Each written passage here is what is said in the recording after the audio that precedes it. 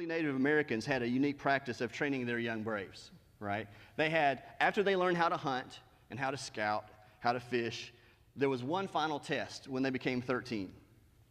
They would blindfold this young brave, take him deep into the woods, and right when it was dark, at its darkest, and they would leave, and they would say, they'd give him a little bit of time, say, don't take your blindfold off until you can't hear us anymore, leave. So they would leave, and then the young brave would take his blindfold off, and he could just see darkness. That's all he could see. Every little stick and twig that he heard, he knew that probably there was just something ready to pounce on him.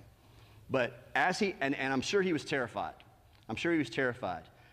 But if he stayed right there where he was and didn't move around and try to hurt himself too much, if he could just last until the sun came up, then he could start seeing his surroundings. He could see the trail back to where he came from. He could see the flowers. He could see the trees. And it wasn't quite as dense as he thought.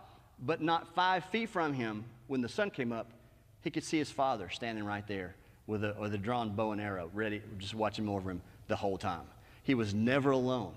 He was never alone. But he persevered through that.